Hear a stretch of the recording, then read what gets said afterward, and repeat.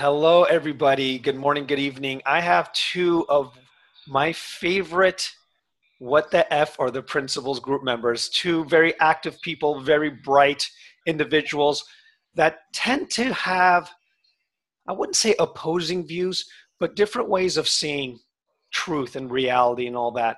And before I get to the actual meat of our conversation, I wanted to ask both Jules and Nick your background, number one. Number two, how you got to the principles and how you got to my group, I should say too.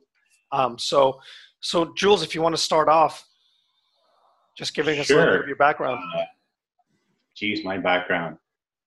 I've, uh, I have so many sides. I might as well be a circle. Um, I'm a I'm a scientist by training. In case that didn't come across in some of my comments, I studied biochemistry, and then later on did a master's in nonlinear dynamics, or the beginning field of what is now chaos research. And that's given me both a solid foundation in the principles of science, and then my natural curiosity is what drives me every day. I wake up and I'm curious about the world. I'm curious about what's around me. And part of that curiosity eventually took me to do an MBA. It's a long story, but I went back to do an MBA, originally in marketing, and then I found a brilliant professor who took me on, and I was teaching introduction to finance and investments. And when I was asked to teach that class at the university level, a week into the class, I came to my professor and I said, "This is all wrong. The textbook is wrong," because the foundation of the field at the time was based on linear relationships. So the mathematics that it was all built from had a fundamental assumption within it, and that assumption was wrong, that humans are rational. So the rational being is the foundation of economics at the time, and the math from it was able to get rid of all these complexities because they just assumed every human would act rationally for their own best interest, and that's what would make the markets efficient. And my professor, being a great scientist himself, said, "Prove it." And that's what led me down the path to behavioral finance and decision making. So I'm a student of decision making. It's become my profession. I counsel people every day when it comes to their decision making about complex things like investments and how to manage their pension plans and how to take care of their affairs. And part of that training that I did was studying effective communication, and in particular, influence. What influences our decision making outside of our awareness?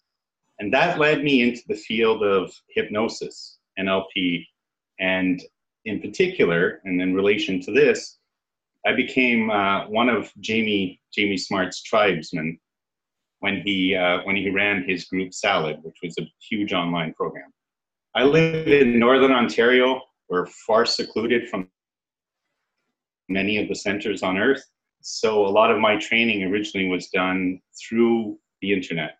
I apologize in advance if my internet gets a little bit glitchy. It's because I'm using satellite Wi-Fi, and it's not always as reliable as fiber, as I was just explaining. But that process of studying how the mind makes decisions and we come to conclusions and beliefs was highly influenced by the pioneers of hypnosis, because they became experts at influencing people out of their problems. And Jamie was an absolute marvel. He was a great teacher. He introduced me to the concept of conversational hypnosis, and that's what led me to my mentor, Igor Ledachowski. And it's what kept me following Jamie as he went into this new field of the three principles. And as you know, I have a very good relationship. I've become good friends with another one of our members, Jorgen Rasmussen. And Jorgen is an absolute brilliant man. He's helped me with so many things. But on the outside, I've also been subject to the rat race, or the never-ending wheel, where the idea that, you get an MBA, you start a company, the company becomes very successful, you have a wife and kids, a beautiful home, and you'll be happy. And as I got better and better at what I do, it became monotonous a little bit. And I started to, for a while, about 5, 6 years ago, blame my career or my circumstances for the sadness I was beginning to feel more and more every day, to the point where it became a fairly serious sadness and a serious depression. But there were no external reasons for it that I could see. But then I started delving deeply into the neurochemistry of what was going on. And I was really lucky to fall into the work of the affective neuroscience and Jack Panksepp. I'll talk a little bit more about that because it's very important when it comes to. And I went back to school, I studied neuroscience, and I was lucky enough to take classes with Dr. Michael Persinger. He's the person that, if you type it up, you might find out he invented the God helmet, where you use electromagnetic stimulation over the parietal lobe, and you can give people the experience of God or presence. Or you can give people the experience of an alien standing with them. Or all kinds of other experiences that others claim to be supernatural could be induced by specific patterns within the brain. And I continued delving deeper and deeper into the nature of how our neurology creates our experience. And part of that ongoing search, and because it brought me into spiritual circles that are also talking about these things, I spent a lot of time over the last 5 years studying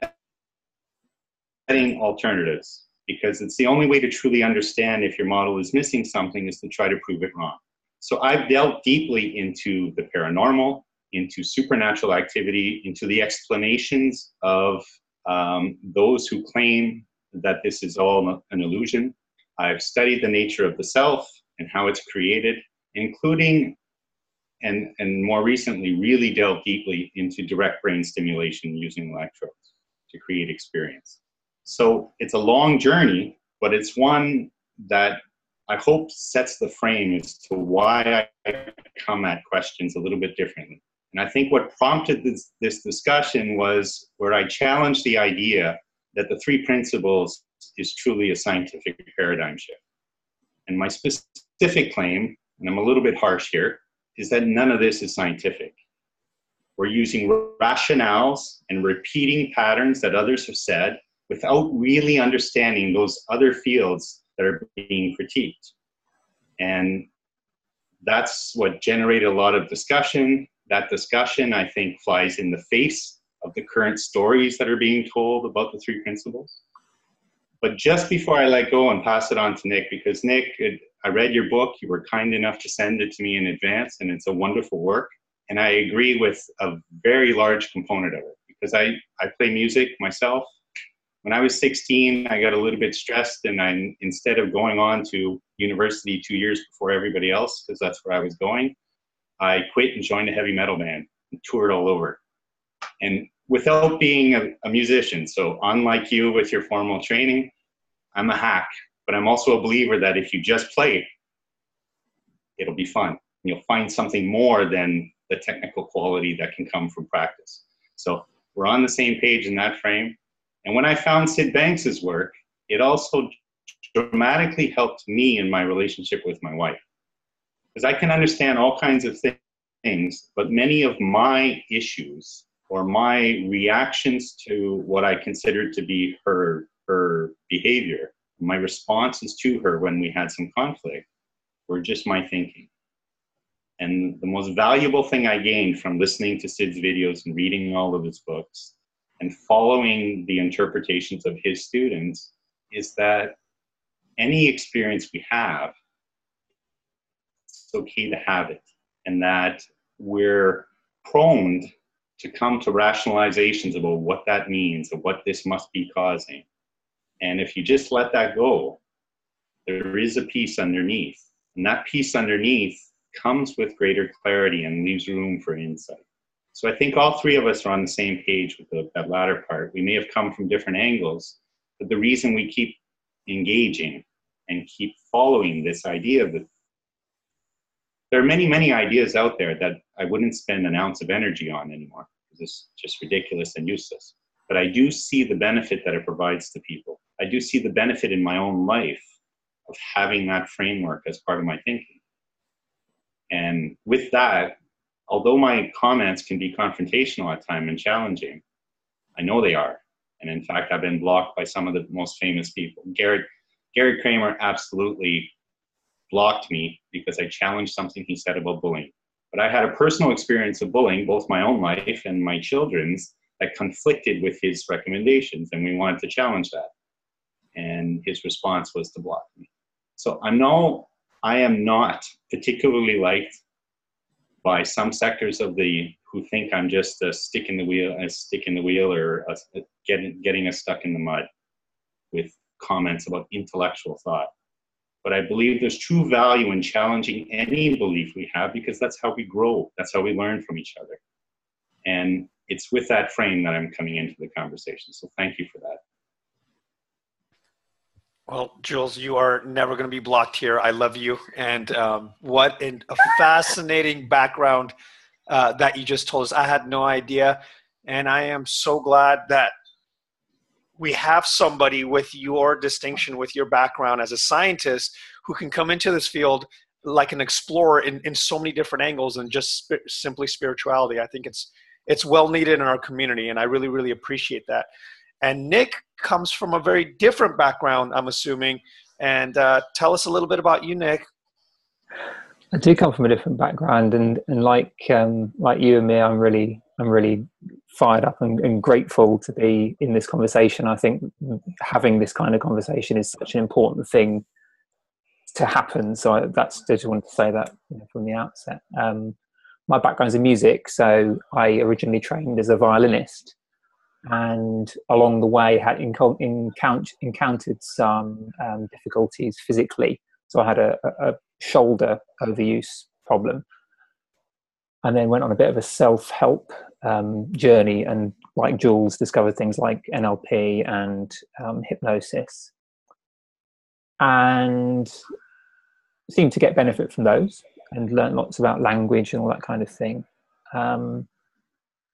And I managed to find myself onto someone's mailing list, a guy called Jamie Smart, who we have heard mentioned already. And I didn't know him. I didn't know him personally during the salad days, but I went to one of his programs and started to learn about this guy Sid Banks and principles. And to begin with, I was kind of a bit bamboozled. It's kind of sounded a bit like NLP, but as things kind of unfolded, I sort of realised that there was something quite different about it. And my experience was that it turned my world upside down. My relationship with music changed completely, and that wasn't really the reason that I was going to that training. Actually, I initially went on the self-help journey to help me with the music, but I was looking to work as a therapist or as a hypnotherapist, and I suddenly found my relationship with music getting a lot better, and my relationships with people getting a lot better, and I went looking for more people who were talking about this stuff in the field of music, and realized that there weren't any, and saw it as a significant thing to use my time to do that, to talk about the stuff that I'd been exploring with musicians, using music as a metaphor, using music as examples, of a learning process. And that's what I find myself doing. And I guess the principles community, love it or loathe it, is something separate to the thing that changed my life. There's a great set of relationships, but sometimes there can be, what you'd call dogma, or what you'd call, I don't know, quite limited, quite fixed thinking from a community sometimes that is meant to be looking in a different direction, supposedly. So I find, most genuinely, I find this kind of conversation and the kinds of topics that Jules brings up in the group to be absolutely desperately needed and very, very valuable, which is why I sent him my book, because I value his opinion highly. and I know he'll say something that will be of great value to me and to other people. So I'm very excited to be here. I'm genuinely interested in how Jules sees things, because I've spoken to you, Amir, before, but I've not spoken to Jules, so it feels like a privilege to be on the call. Well, let's get right to it then. Jules, in your opinion, what are some of your discrepancies you have in this community? I know you said some of the things, for example, the heliocentric, like when they start bringing in models and we start bringing in and kind of mixing and matching spirituality with science, which I also agree. I agree there needs to be, and it's okay to have a separate distinction between the two. But, and this may not be the route you want to go, but I'm curious, that was something that you did right when I asked you what would be interesting for you to talk about. But what do you find to be an issue with you in a community such as ours? It's not so much as the community, and certainly not your particular forum, Amir. It's where open discussion is permitted. I find it odd that those who claim to be or project themselves as enlightened beings who fully understood and are all in and fully governed by this understanding of oneness and the spiritual nature of the world are also so defensive of any actual substantive discussion about the stories. Sid Banks was a man. I think we can all agree with that. He was a man. We love the story. He was basically an uneducated Canadian who had a difficult time, was in marriage counseling type of program, and had his enlightenment event, his grand insight that drove everything that, 35, 40 years later, we're still talking about it. But then the field after Sid's death just went off into some kind of la-la land that forgets that he was indeed a man, and a man that was not given full access to all information. He made many, many comments about the state of psychology, but most of those comments are absolutely invalid now.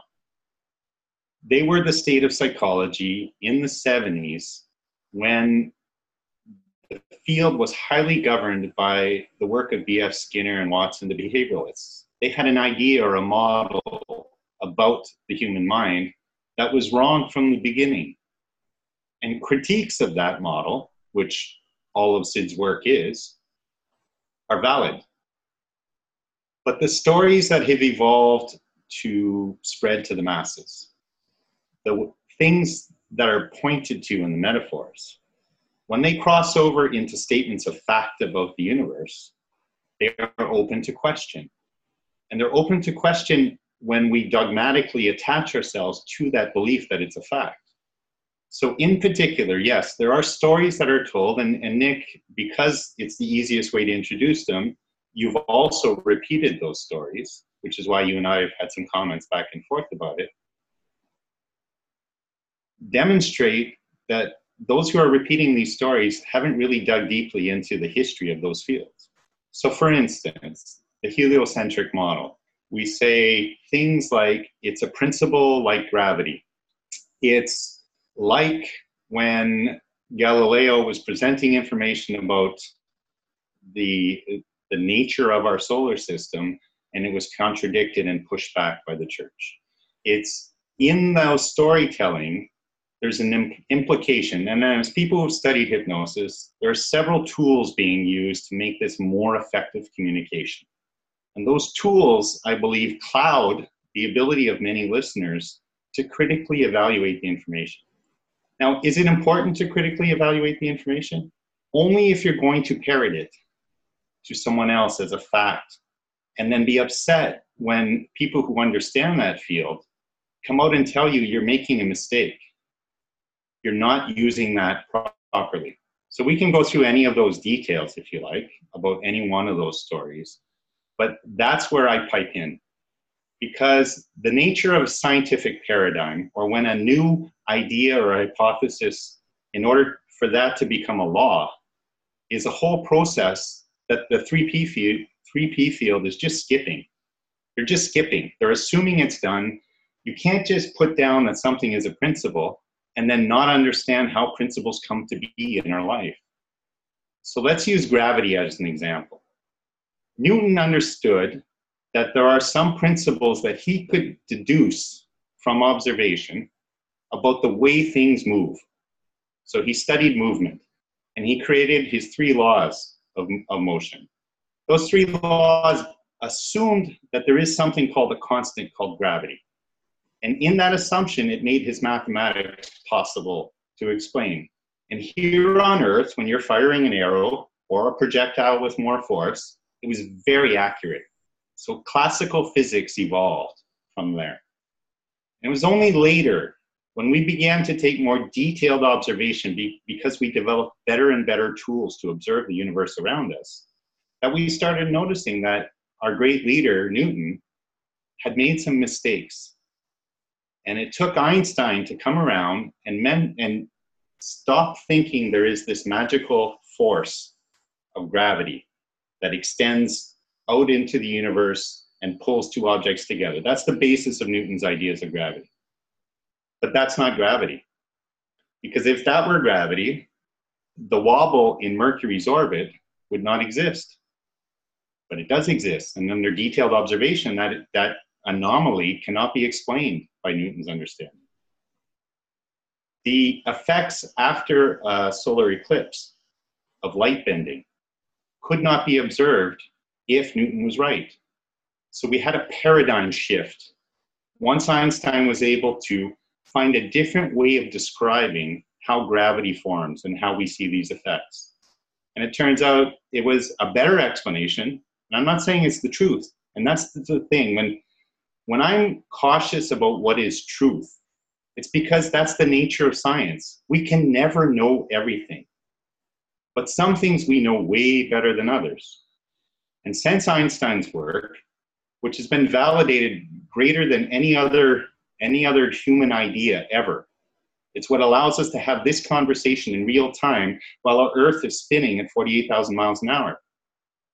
It's what allows us to align the satellites. Otherwise, within 5 minutes using Newtonian, we would not be able to stay in communication. So he discovered that it was a nature of space-time bending around a mass that creates what appears to be gravity. And that a simpler concept, one from before, that there is conservation. That's Galileo presented that's very similar ideas in understanding the solar system. That the reason we revolve around the sun, even though the Bible, the great texts of the past, were wrong. And we need to leave room in our understanding of the world for all of our texts to be wrong. That was the best lesson I ever learned in university. I was in 2nd year and I'm studying physical chemistry, and there's this huge Bible of a book called The Principles of Physical Chemistry.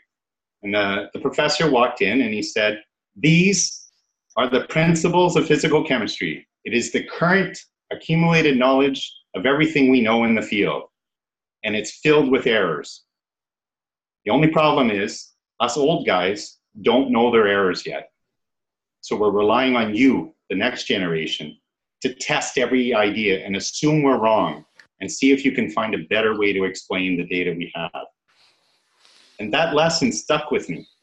And it's part of what I'm doing when I learn new information, such as the information that was shared to me by people like Michael Neal and Jamie Smart.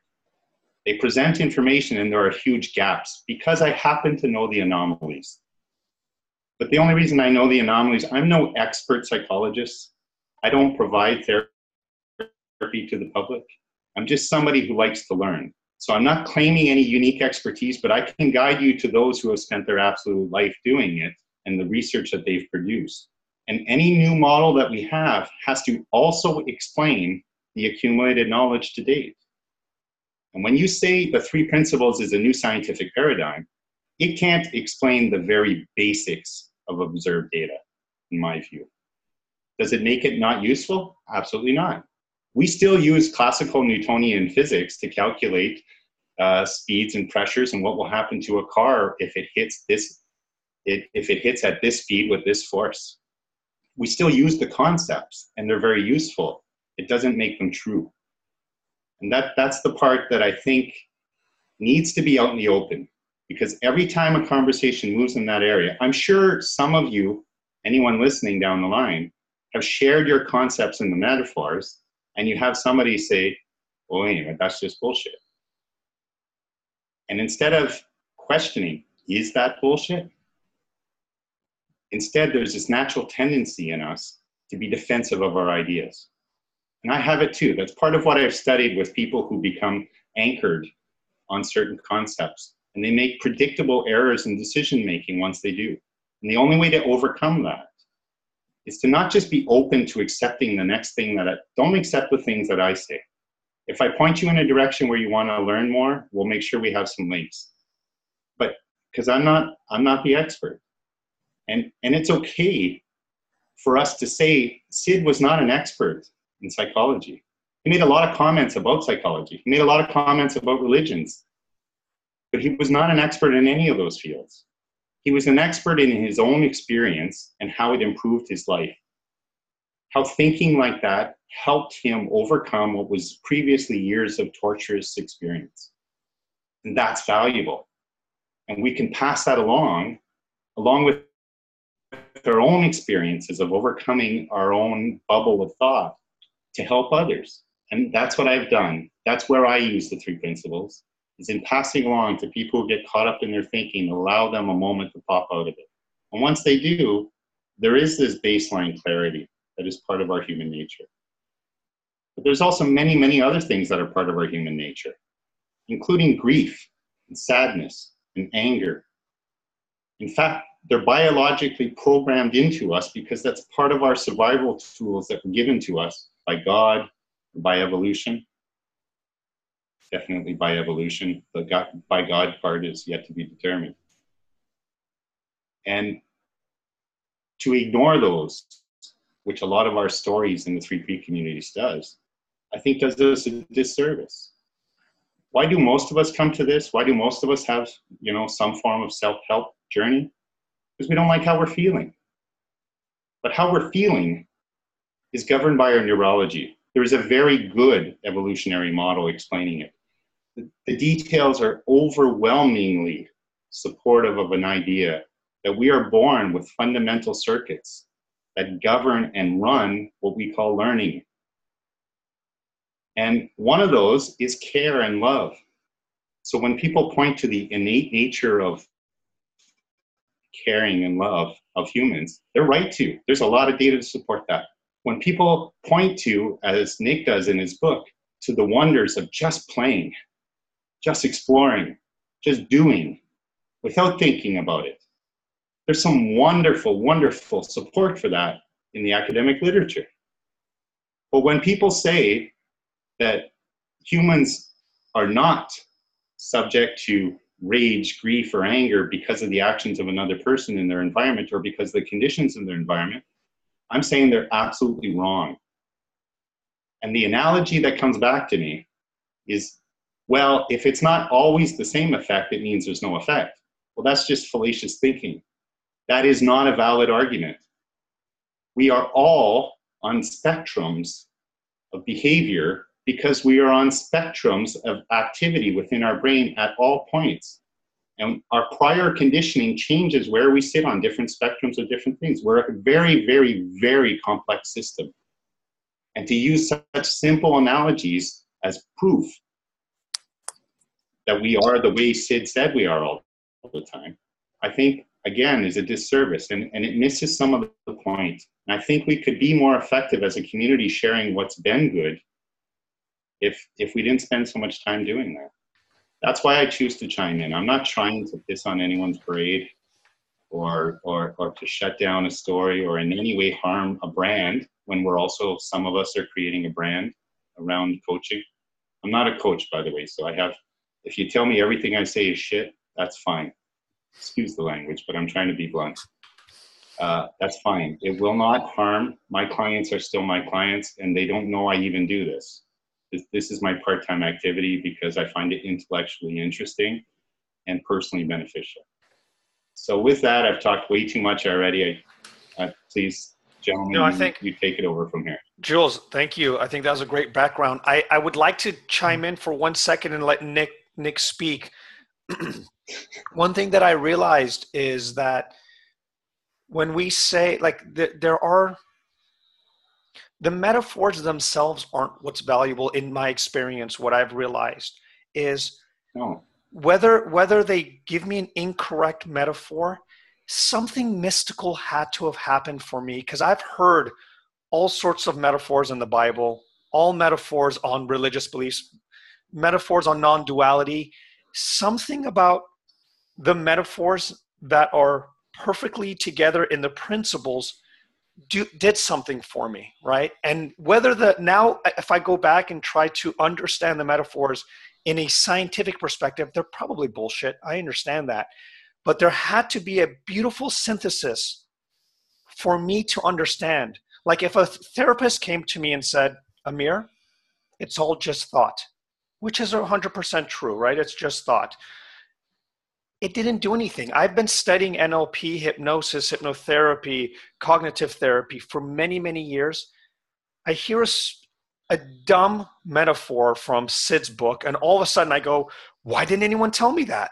So my question, I guess, and Nick, and I don't know if that's something that'd be a useful thing, but to me, I would assume the more people knew about science or the way that our bodies worked, the more happy people there would be out in the world. I would think by now there should be a lot more happiness, if that's, maybe I'm wrong, by if I'm assuming something, which is if knowing how something works scientifically would be towards the direction of well-being, is if that, maybe you're not saying that, but what I'm saying is that there is a different aspect of what I think is being shared that is almost nonsensical sometimes, but in that nonsensical way, there's something that gets bypassed from the critical mind.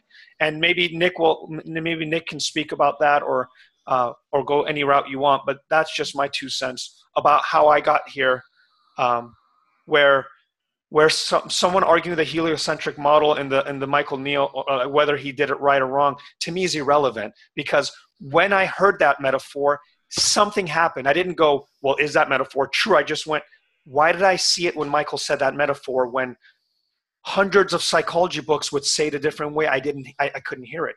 And to me, that is very, very interesting. Nick, what are your thoughts? I think that is a good place to start off, because there's clearly something going on that works a certain way. And whichever angle you're coming from it, that's what we're trying to pursue, is an understanding of what that underlying mechanism is, however complex it may be. And whether you call it truth with a capital T, or whether you call that searching science, trying to figure out what's going on, I think, is the important bit. And something that Jules said, I think it was right at the outset, about not needing to believe him because he said it. That's exactly the kind of thing that I've heard many spiritual teachers say. It's something that needs to be figured out for yourself, in your own experience. It needs to be thought about is the wrong word, but needs to be considered until you're happy with it. And that something that's going on was there before Sid was born, and before Sid called it the 3 principles. It was there before any of the other traditions that do a similar kind of take a similar kind of route, non-dual teaching. It was there. It was going on before those traditions came about. It was going on before what we call science was there. And as soon as we then put labels on things, we then start to create divisions.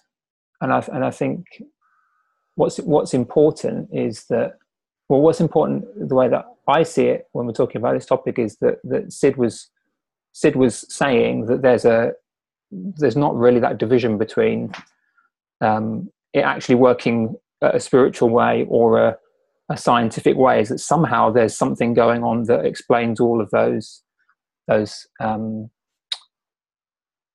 actions, those ways that things unfold, and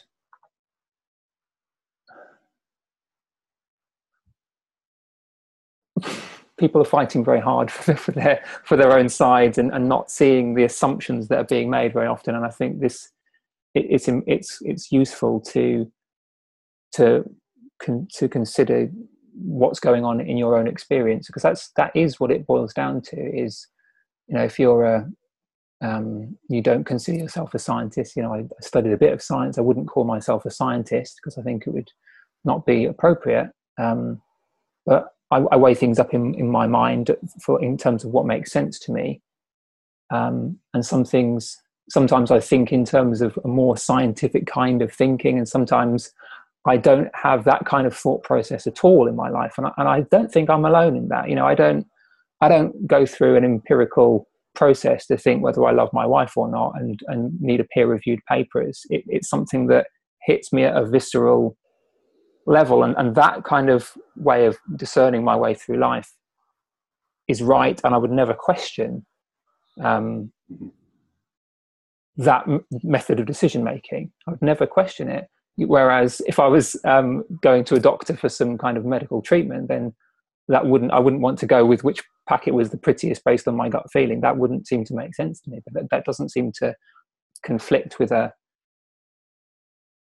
belief in a spiritual component to the way that life is working. And I think that no matter how scientific a person's career or their thinking, that there are some very unscientific, very intuitive things that go on.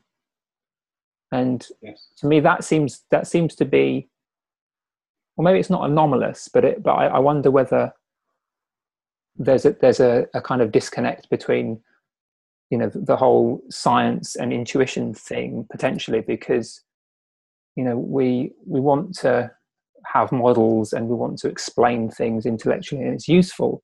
But the difficulty, I think, with this whole conversation of trying to talk about a paradigm or a paradigm shift, or that the principle is unscientific, is the topic and the domain that we're talking about. We're talking about consciousness. And as far as I can see, as far as I can perceive, there's a perceiving element, there's a consciousness element always at play in whatever I'm calling science or whatever I'm calling mathematical or any of those things. There's always a perception of that. And then, so my understanding or Jules' understanding or anybody's understanding of what scientific is going to be different, because it's being perceived, or there is perception taking place. That's how I'd rather think about it.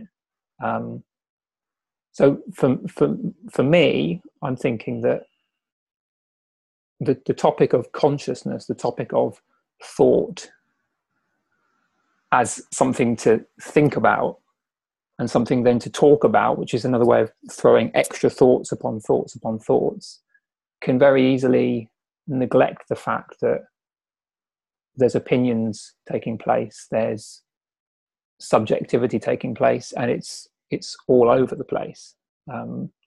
It's so subjective, regardless of whether you think you're one with the universe and we share a being and there's non-duality. There's a big divergence of opinions, even though people are using the same language and referencing the same kind of scientific work. So to me, the thing that I'm still curious about it, like Jules was saying, I'm curious to find the bullshit in what I'm saying, and to find the bullshit in what other teachers are saying. I'm curious to know how science can reconcile with the fact that consciousness is part of the equation of what's evaluating and making decisions and deciding what's valid data and what's not valid data. I think there are a few issues here that maybe lead to our conversations moving past each other. One is intellectual thinking or cognitive thought, using our executive brain. We know which sections of the brain are active when we're doing that type of thinking. That's a higher order cognitive process. That, a long time ago, was believed to be where emotions come from. You think about things, they cause emotion. And you can, because right now you can consciously pay your attention to the feeling in your left foot. And by consciously paying attention to it, it comes to your awareness. That use of focus, and while you're doing that, you can notice how different your left hand feels than that foot there. And by simply shifting our attention there now, our experience of subjective experience in the moment while you're still listening to my voice shifts somewhat. That capacity that humans have to do that is wonderful. And we could take it out of our body from thinking about that foot or that hand and move it to a conceptual idea, like the nature of thought. Or a very practical thing, like how to get to the store and choosing one route over another. We bring things to our conscious attention, and it serves a capacity to give us some level of decision making. That has nothing to do, that capacity that I'm talking about, that is not science versus the feeling of love I have when I think about my child, all three children. Or this morning, my wife left a little while ago, she'll be back soon, for dropping off our granddaughter at camp.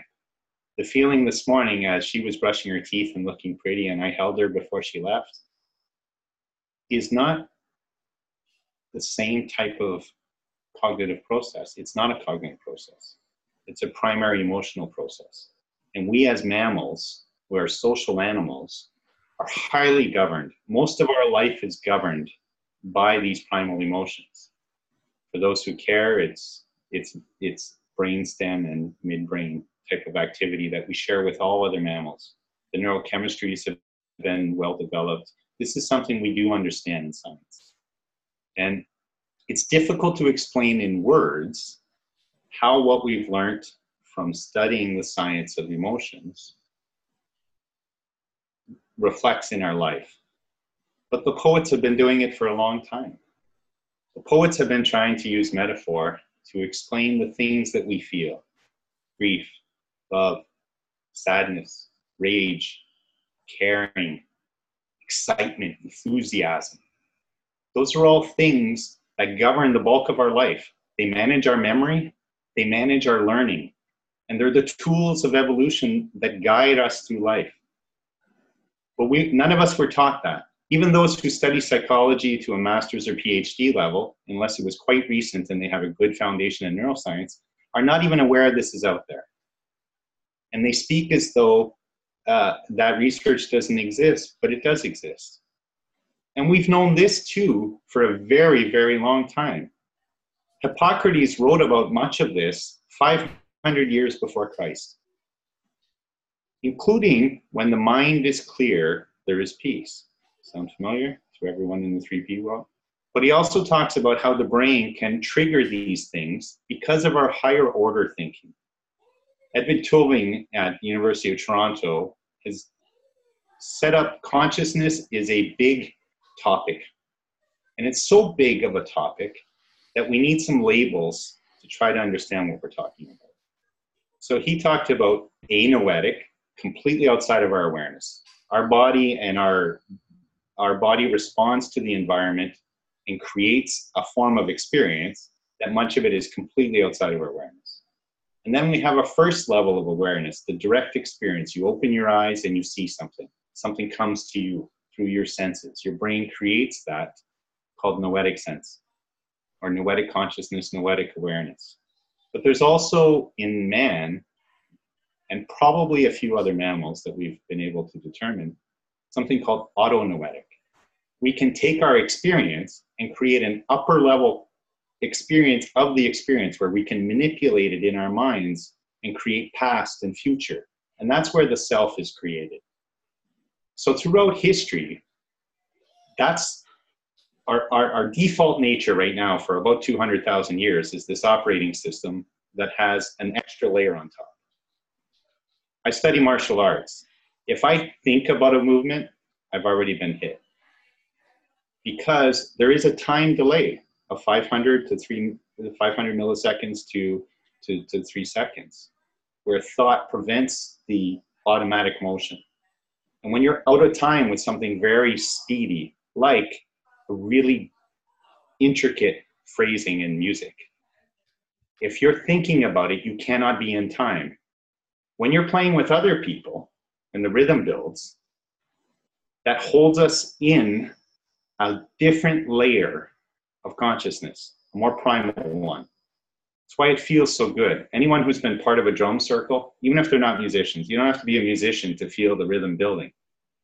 And when that rhythm builds and people coalesce and they form a greater community in sync, they're not thinking.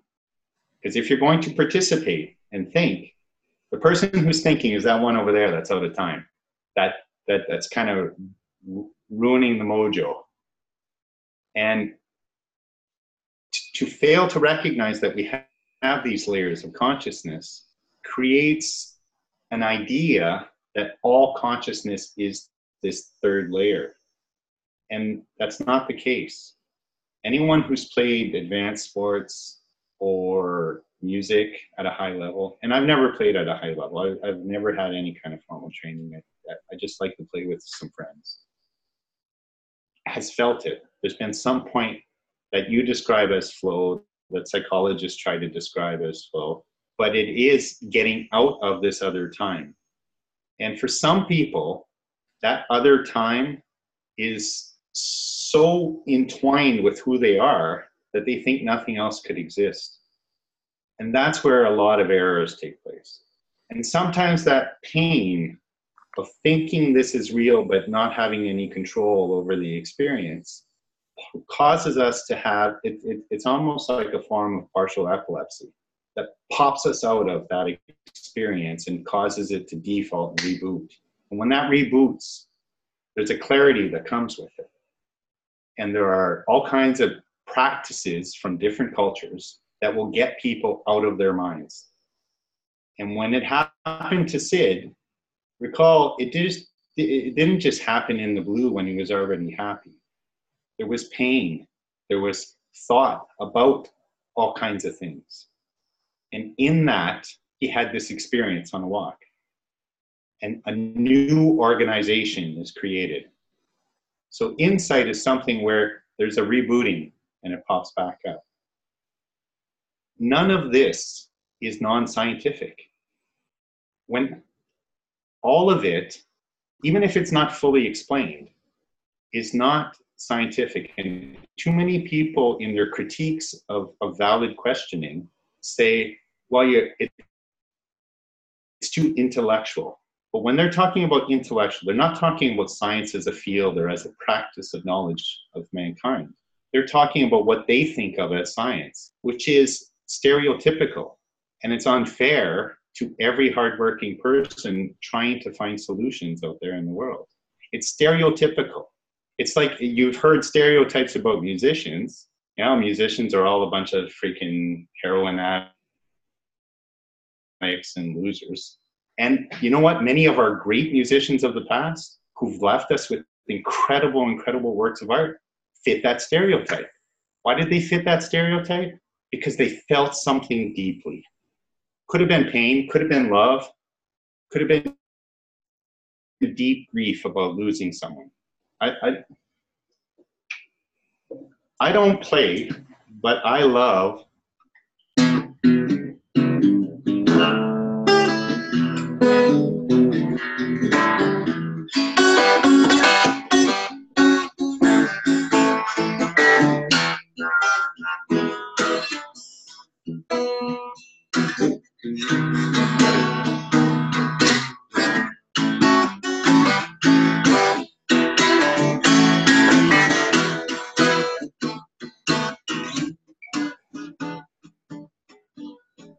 How many blues songs were written with a deep feeling that someone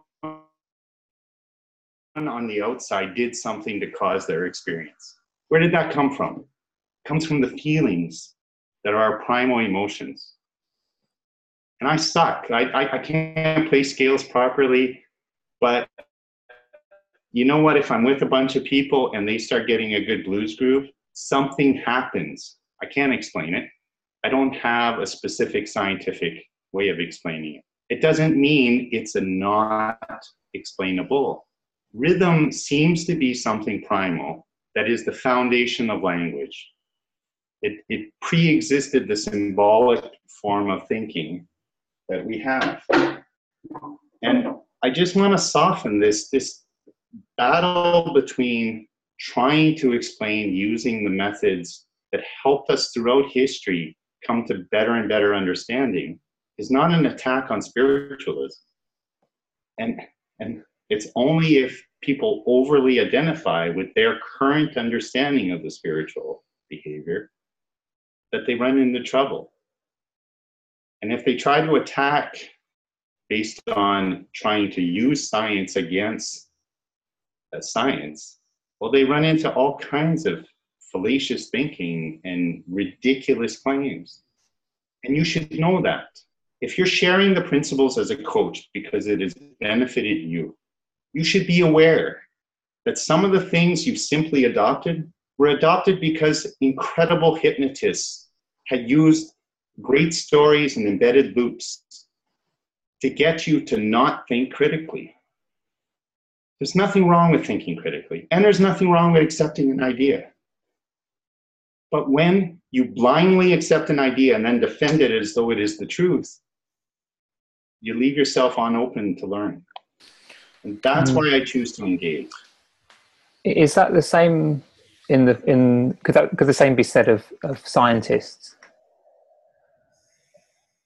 Yes, of course. Of course. None of this is about sides.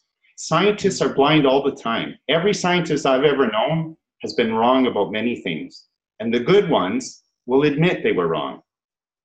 Because I suppose that I really want to get away from this idea that because someone presents himself as a scientist, that they're closed-minded to updates. And that's a misunderstanding. Yeah. Like proper science, there's lots of academic scientists who didn't get good training. Just like there's lots of great psychologists and lots of crappy psychologists. I know this. Some of them, anyway. I work closely with them. Me too. Me too. That it isn't about there actually being two sides to have opposing views necessarily. I think you mentioned about hypnotic language and structures that convince people, and we notice that everywhere. It's not obviously just in spiritual teachings. It happens when people say that there are certain parts of the brain that are called this and that work this way, and that they are responsible for this function, and they're stating that that's a fact outside of conclusively, because I suppose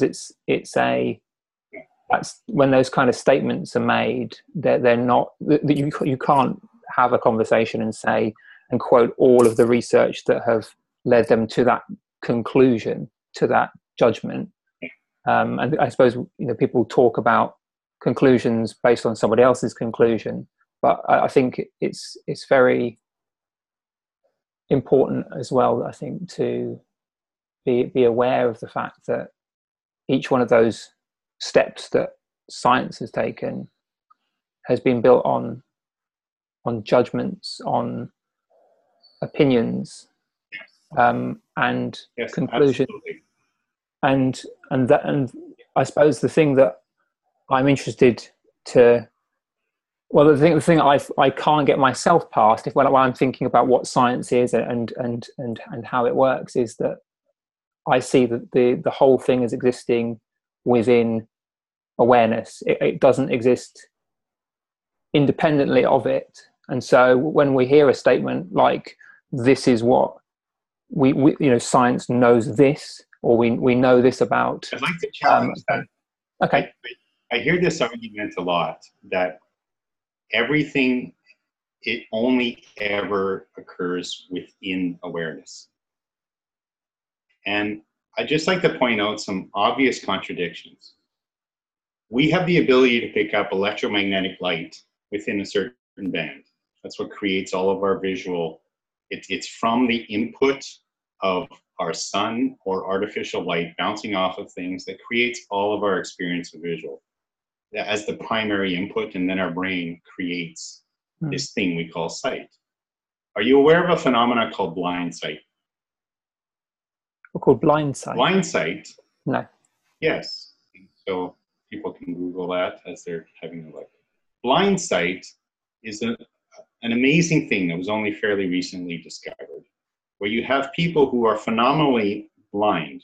They cannot see, they have no awareness of the visual field. But yet, parts of their anatomy are taking in information. They just don't have that second phase that creates an experience for us in awareness. So to that person, they cannot see your face. They cannot see the stand that this computer is on. But an interesting thing happens. If you ask them to walk through the room, they will walk around this. Not after they hit it with the stick. They will have an awareness and not know they have an awareness. Mm-hmm. That's a form of anoetic consciousness. So if you ask that person, what is the nature of the reality of the world around you? And the only thing they have to guide them is their subjective experience. They would erroneously believe that there was nothing in the room. But yet a simple observer will note that even though nothing came to their awareness, their subjective experience is blank in this manner, their actions were governed to protect them from knocking into this tray. Many things like that occurred. Were they aware of that then? Is that, you're saying that they were aware, but they weren't aware? What I'm trying to say is people in the spiritual world always come back to this idea that we can only know experience within our experience. And that is simply flawed. It's a flawed thinking because our experience is generated and is limited. So we have no natural protection to sense UV radiation. We have no natural thing that comes up into our subjective experience to tell us that walking into a room full of X-rays being blasted at you will do you harm. But clearly, the body will be harmed. So the subjective experience is lacking as a tool to judge the universe. And spiritual teachers make the flawed claim over and over that you can only ever use your subjective experience to govern whether something is likely to be true or not true to you. You believe all kinds of things to be true that we now know, as we learn more about the fundamentals of what makes up our reality, is far more complex than what's being created for us. It's not as simple as people try to make it be. And some of those simple cones in today's spirituality are really flawed thinking. And it only takes someone to have some brain damage to start to understand that their subjective reality is not my subjective reality because of some very specific flaws. I think we might be potentially talking at cross purposes. Yeah, I don't think that's... But how do we come to an awareness about consciousness, saying that you can only use the consciousness of your experience to make judgment is limiting you? I mean, I would say, I think we're using the word consciousness in a very different way, which is fine. I mean, I don't know the scientific details. Say again? In an idealistic idea that we are all within a field of consciousness? Is that the way you meant to use it? Or am I forgiving you? No, I mean, for example, I know that people talk about a conscious mind and a subconscious mind as if there's a a division, but yet the word conscious is kind of common to those. So there's some kind of awareness that it all fits within. And it's broader than that. It's you're going to say something, Amir. I don't want to kind of not give you the opportunity to say something. No, I was going to say, to me, I don't think it's that our subjective experience is the, from how you said it, Jules, a good indicator on how our objective world looks like. What I think maybe Nick is saying, and what I'm at least saying, is that his starting point is that all of it, like you said, an idealist point of view, all of it is an experience, right? Not whether it's right or wrong. It's that you have to make an inference that there's an objective world out there. It's an inference. You will never directly connect to that outside thing, because the only way that you can experience it is in consciousness. If I'm correct, is that what you would point to, Nick? That's what I was saying, because we can't have an experience of something outside of experience. We depends if you're talking about who is the we. Can mankind as a population, as a species, come to know things that the vast majority of members of that group will never have an understanding of? And the answer is yes. Most people you talk to about the advanced concepts in music, the reason why Coltrane will do something a little differently than Davis, the understanding of the complexity built within there, most people will never have a subjective experience that will guide that understanding. I suppose I mean that that takes away from. So here, Jules, let me ask here. Here's what I want to. Have you ever experienced anything outside of consciousness? Yes. How's that? So I can gain experience by reading about other people's experience. But is it outside of your consciousness? Having that same experience? Well, that's the nature of ideas. It's like, can you ever see without having eyes? So if I poke your eyes out and say, what do you see? And then you say nothing, and I say, see? It's because sight creates all of this. And it's flawed thinking. I know that question is asked, but it doesn't lead you to an answer. Because the fact that we have any subjective experience is the product of our brain creating the experience. We know because there's never been a subjective experience without neurology. There's never been a subjective experience reported without. Can you name anything that has occurred outside of an advanced neurology?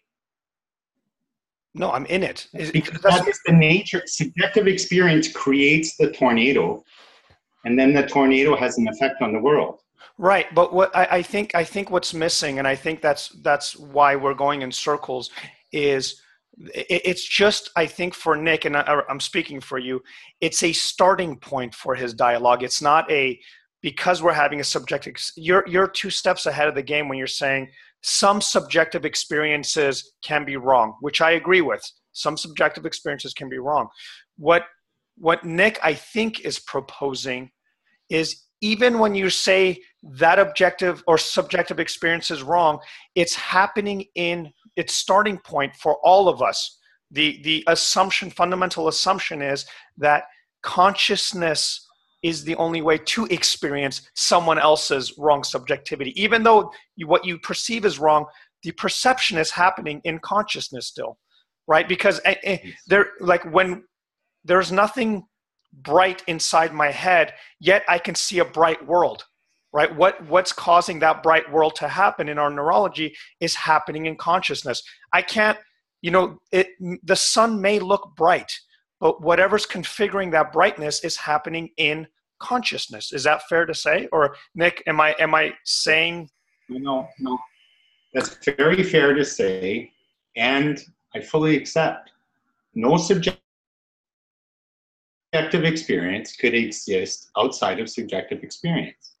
Well, when you The say question is, when you say no okay, subjective experience.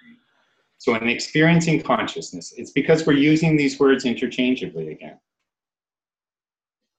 The fact that I have a subjective experience, yes, must take place within the subjective experience.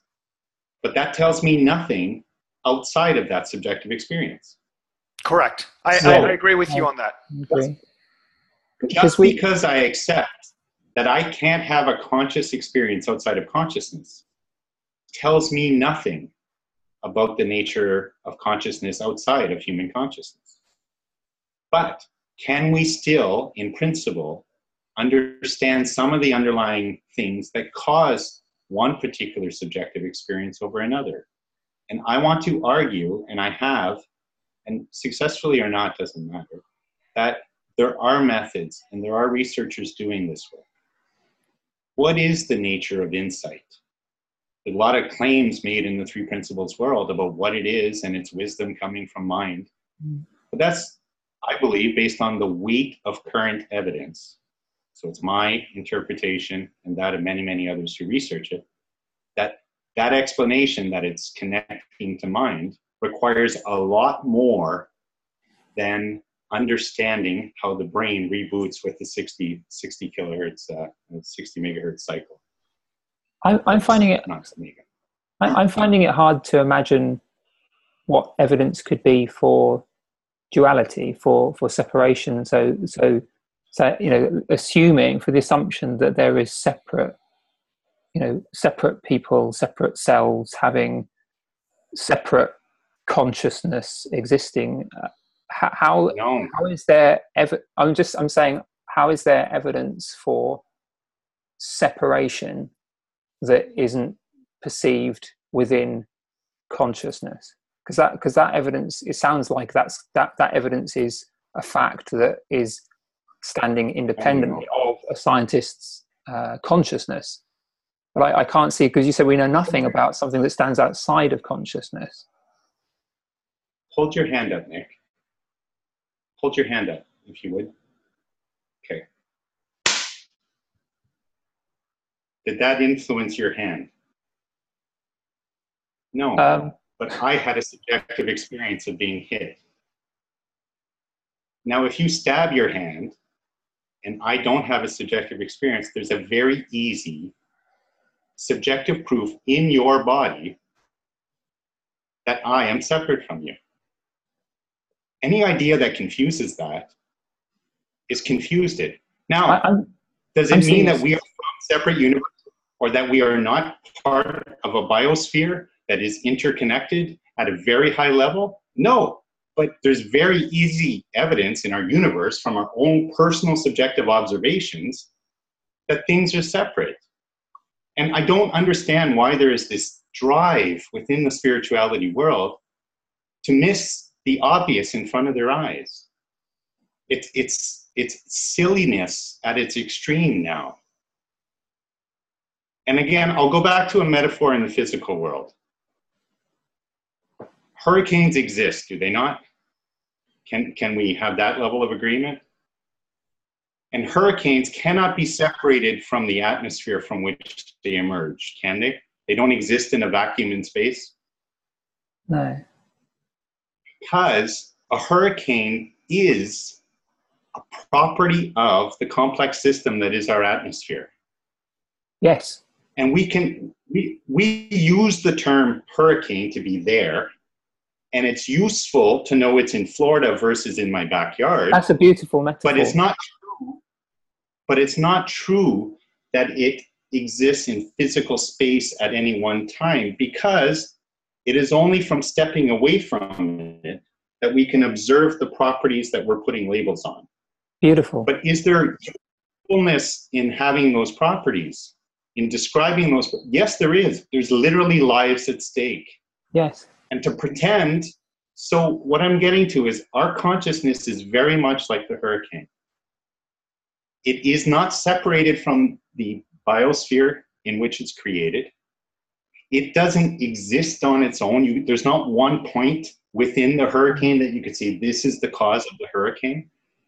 Yes. All those same properties we have such a hard time getting our head around with consciousness exist in our metaphors when you look at a hurricane or a tornado.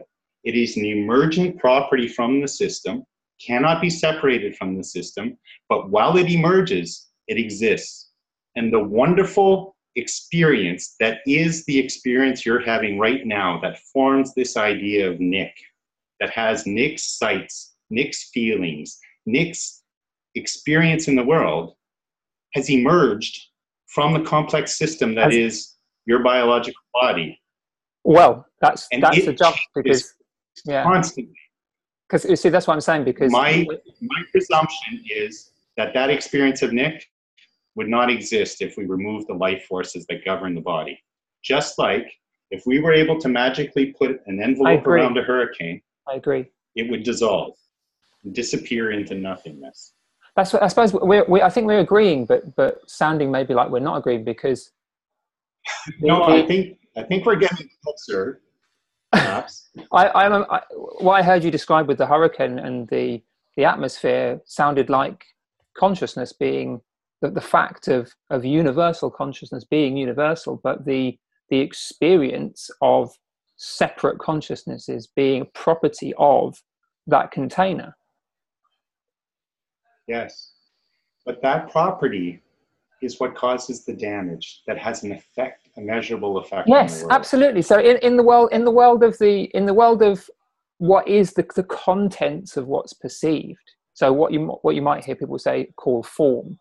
In the world of form, there seems like there's cause and effect. Of course, it feels like that. It feels like if someone cuts me up in traffic, I get pissed off. I have that experience. I'm not saying that. That's separate, and that's where I think the confusion comes from. If cause and effect, and I'm also a chemist, so we can predict very reliably what adding this substance to that substance will do to the solution. So much so that we create all the things we have around us. And they're reliably predictable and stable. But none of those are stable. It's only their properties over the time horizon that is human life that they appear stable. We know now, as you look down inside, that those particles that are stable in space-time right now are also interchanging energy with the rest of the universe. But that's not the same as saying that the emergent property that is the hurricane also exists on the other side of the world where there is no phenomenon. Of course, it emerges from the same field. So if somebody wants to use consciousness as their label for the field that is the EMF spectrum that makes up all mass and energy in the universe, fine. But human consciousness is something different than that. It is temporary, it is dynamic, and it is special, and we should not just simply negate it to universal oneness. When we do that, we lose our individuality. And some people need to lose their individuality because they're so individual, they're stuck in their pain.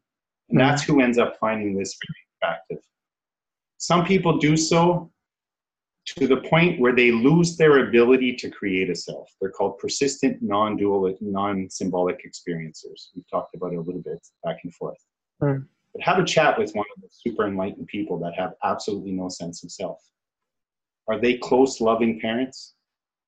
Do they fear for their children being harmed and therefore take action in advance? Or are they laissez-faire and fine with everyone? I've spoken with many of them. They've been studied and classified. That is not where I think true spirituality should go. And that's where I make some comments at times, is that idea, which is an old idea, it is. But there are lots of old bad ideas too. So just because it's old doesn't make it true. The Buddha said, challenge everything I tell you. Find better. It doesn't mean be stuck in where he was. He taught about Buddhist cosmology that is several thousand years old. The Dalai Lama goes and speaks and goes to speak to astronomers who have good telescopes who say, all your ideas about the universe from the Buddhist texts are wrong. so he no longer teaches it. Is he a fool for stepping beyond what his predecessors taught him? Or did he really understand the lessons of the Buddha and go beyond the previous understanding? I suggest that some of Sid's things that he shared with us were completely wrong because he didn't understand the metaphors he was sharing. Does that mean that he was wrong to share the peace and the insight that he found? No, he was right to share it. And anyone who wondered, like Amir, earlier you asked, why then? Why that? Those are great questions, and those should be explored. One of the answers could be there's a genuine truth to what Michael Neal was saying on that day versus when you just simply read it. It could be that Michael Neal is a much better communicator than the previous psychologist who would have just given the claim, or that I ever will be. It could be that subconsciously, when you see a video of Sid and you see that peace in the man and then the happiness, the way it is when you see an interview with the Dalai Lama, that you're just sucked in and pulled in a wonderful way because we all want that. Those are not bad things to explore, but there are possibilities outside of our awareness for why we come to certain decisions at certain times. And I think there are some great metaphors, and a lot of people have been helped. And I apologize if some of my questioning is seen as an attack on the benefits of it. And that part I really want to make clear. This is kind of like a shop talk about models. It's not meant to, I would never tell this to somebody who's in pain. In fact, I repeat some of the same metaphors I'm critiquing because in their world, at their level, it's very useful at this moment. Very different than I would have the same conversation with a trained physicist or a trained neuroscientist. So in our forums, we sometimes get into the weeds and have these discussions. It doesn't mean I don't repeat the same metaphors. That I don't, when someone's in pain, I don't help them pop out of it using the exact same methods. And I do recommend it. And I am supportive. And at the same time, I think we at least have to have the awareness that those models are not always useful. And there are certain types of people that they're likely to bounce up against. If you're out coaching people and you wonder why scientists aren't prone to accept what you're saying, it's not because all scientists are wrong and closed-minded. It's maybe you're using the wrong metaphors for that. And that's just it. Using music metaphors to somebody who isn't a musician, you could be a lot more loose in your statements. I think it's a really it's a really fascinating conversation because I think in the world of words and language and trying to describe, we have to cut things up and we have to say something is this and it isn't something else. And we have to create divisions. We have to say one model is a certain way and another model is a different way. And I have the way this conversation feels to me, I don't know how it feels to you, but the way it feels to me is that we're saying similar things or the same thing with very different words, very different rationales for explaining it that way, and we act in the same way in similar kinds of situations. So there's a great deal of shared characteristics of the way that our experience is working, and I think that empathy that you're talking about and using the metaphors and clearly showing love to the people that present fear or anxiety or what have you, there's a reason why that works, and there's a time and a place for intellectual models. And I know that when someone says there's lots of things that we don't know, or over intellectualizing can be a bad thing, it can kind of sound unrigorous and undisciplined, but I find it genuinely fascinating. This is why I'm talking about it now. I find it genuinely fascinating that you clearly are using such intuition as a huge part of how you navigate through life, and yet talking about it with a great deal of intellectualizing, and I suppose I'm curious about.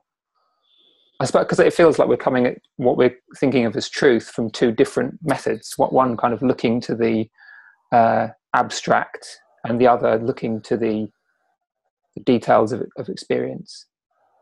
So you see, it sounds to me like you're talking about concepts, and other concepts that you've been aware of or have read about. And it feels to me like, and I'm maybe misunderstanding, but it feels to me like I'm doing my best to base the discussion that I have on the moment to moment details of my experience. So I just don't have an experience that's ever been outside of my awareness, whether I'm calling me a separate self or whether I'm calling me God and universal consciousness. But I just know I've never had that experience. And I've heard people in very eloquent tones with fabulous credentials arguing against it.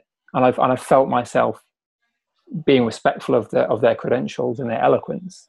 But I've only ever had my experience of their eloquence within my consciousness. And in the moment that was pointed out to me, that my experience of objectivity is subjective, I find it very difficult to not hear, it just is this way, and science knows this as a fact, and it's beyond reason, or this is invalid thinking. I can't hear those statements without thinking that's existing within subjectivity, which is everything. So I find it very difficult. I'm not saying that anything's right or wrong, but I'm saying the experience I have I've noticed the details of it as being purely subjective. Where does your mind go when new information is presented to you, and you say that's only taking place within subjective experience? What does that do for you? Does it protect an existing system? Or does it send you on a search to find out where people came to their understanding? And the reason I'm connected to the 3P world in any way is because when things were said to me that clashed, I didn't look for reasons that they're wrong. I already had an intuition based on experience and training and my own life development. Yes. That tell me this is clashing. So rather than, I already had those intuitions, I go out and try to be in the other subjective experience. So I have many of the paranormal or phenomenal experiences that people have. I can describe to you in great detail my own subjective experience of those, and they're absolutely wonderful. I come to different conclusions about what allows that to happen because I'm differently informed about the nature of our neurology. But that's something that is not a special knowledge. Anyone can gain it if they go get it. I suppose that's the thing that sets off the alarm bells in my ears. I see the community closing and closing on like a religious dogma rather than opening people up, at least online. And online introduces a lot more adversarial nature. Amir's been really wonderful at throwing laughter and community, which is really what binds effective treatment. Absolutely. Everybody wants to be part of the team. It hurts. It physically hurts, psychological pain to be excluded. You don't think I feel it as much as any other human? So I will leave with this because I think I have to go soon, and you've given me great time, Amir, so I really appreciate this. But I want to leave with, at no point are my comments meant to prevent any other human from experiencing the joy that they feel in the community of the 3 principles. I think it's a wonderful movement of ideas. It's brought in some incredible, incredible people to the field.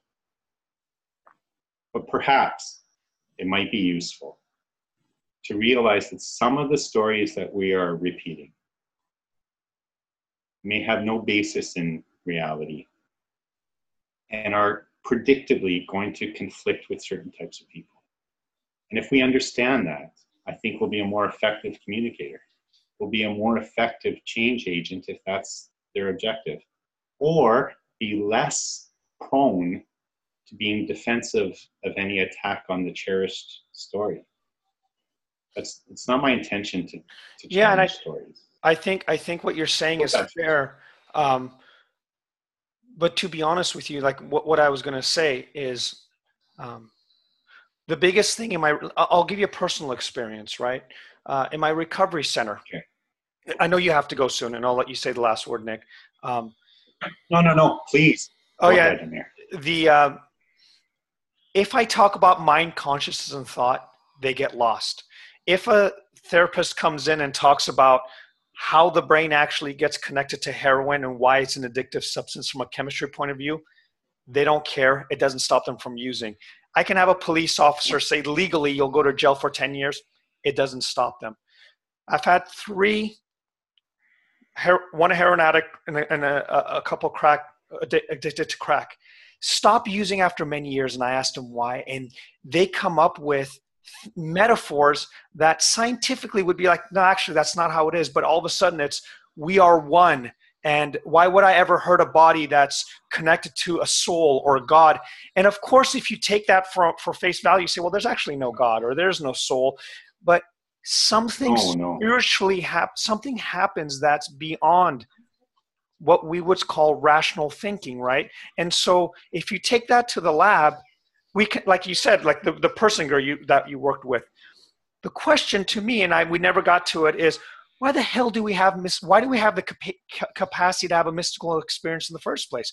What's an evolutionary advantage to that? Why does our brain even allow us to have a mystical experience? And what if we're missing so much of it in science because we're taking a very unique route to go find it? And why are people finding or getting access to mystical experience even with incorrect metaphors, even with the wrong metaphors, even with when I come in and I say, follow your feeling, right? That goes against everything that the other teachers teach that they went and taught. And all of a sudden they come in and they understand what that means. Why does that happen? Why does that click to them? And that's where I think this conversation would be awesome, because Jules, that's what you study. Like, that's what would be fascinating for me. Why does that actually have an impact on them versus a psychologist that can tell them what's actually happening to them, right?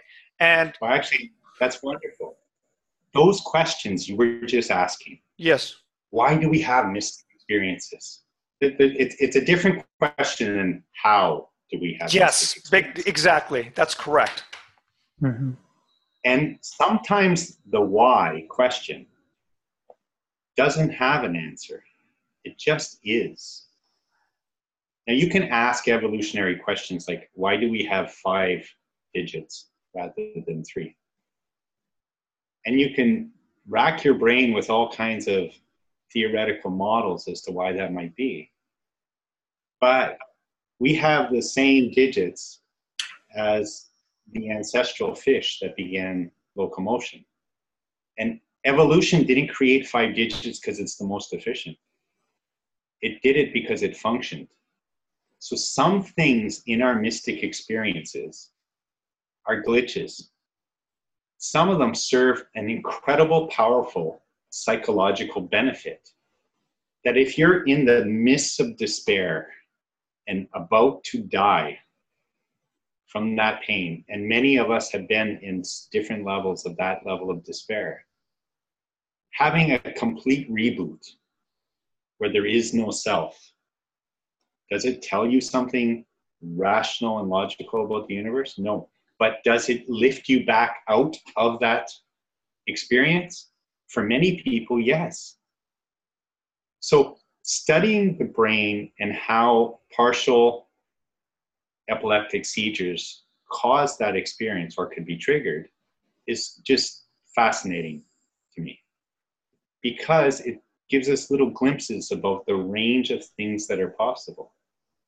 When I close my eyes at night, I lift up from my body and transfer my consciousness to whatever's on my end table before I allow my experience, my subjective experience, to go into a light socket and blast me through the electricity into a vista. And from there, I have no consciousness except the experience. Now, is that actually happening? I don't know. But having learned how to do that, I can tell you, I get answers to a lot more questions that previously I would have just been stuck in trying to find current evidence for. And then once I do have this new understanding, I can create an idea that it comes from God. I can create an idea that I tapped into the universal wellspring. But then if I critically look at those ideas later on, I find out, well, why does my tapping into the critical life force or mind give me a different answer than Bob or Tom? And then we get discrepancies that start saying, well, maybe that understanding isn't quite right. That's how I look at things. I cannot disprove that there is a universal energy of an intelligent universe. I'm not trying to. I'm saying that specific claims that this is true and the only way is useful the same way that the 12-step programs that say that you are powerless and must accept that you're powerless before you can heal work for a great many people. How come that works? If the truth is we are never broken, because I know a lot of this is in addictions. If the truth is we are never broken and it's not true that you're powerless, how come 12-step works for so many people? So I think part of that is that there's something else working with both the 3P community successes and the 12 steps. And part of that is we get to a stage where we're ready to change. Psychological pain drives change. And when that happens, sometimes the brain, in my model of the universe, kicks in the seeking circuitry, which comes with a euphoria. And sometimes there's a complete reboot where there's a different organization of concepts. And seeds that had been planted years earlier or weeks earlier or 2 minutes earlier now become accepted as truth. And when that happens, it's oftentimes very beneficial, very beneficial. And none of it could be true, and that's okay. So the successes that are drawn from this method should be studied, should be promoted, but not defended. That's the difference. And that's the only thing I wanted to really add to the conversation. The rest is just details. And if someone's interested, I love that. in one particular I think what you just said is brilliant. I mean, that I think it sums the whole thing down. And we are way past. So Nick, some final words. I agree with you. I agree with you because I think ultimately there are some people who are not relying on their own experience to decide whether something is true or whether it isn't true. They're hearing a dogma, be it a scientific dogma, be it a spiritual dogma or a religious dogma, and because they have been impacted by, or they've had the experience of being impacted by a dogma, they then to defend it rather than releasing their grip on the fact that this is true and being able to return to what they're experiencing and being inquisitive and be curious. And lots of people in the three principles community say that kind of thing. You know, don't be a follower. Sid said, "Don't listen to my words." You know, it's about deciding for yourself what seems to be true, which we've all clearly been doing, and that's why we're in this conversation and feel like it's worthwhile to have. But repeating something verbatim just because you feel that it's beyond being defended, that seems to me to be dogma, be it scientific or spiritual. So there's a great deal that was being discussed today that's in common between all of our experiences, and I personally find pointing people to the common ground between experiences rather than the differences of these perceived separate selves to be the most helpful thing. I find that very helpful, the common ground. So it's it's been a very stimulating conversation. I'll end it with saying I could probably go five more hours with you guys, and unfortunately we don't have time because we have lives outside of our separate selves. But I wanted to thank you guys, both you guys. Like I said, maybe I'll interview you guys one-on-one too, just so we can have a dialogue.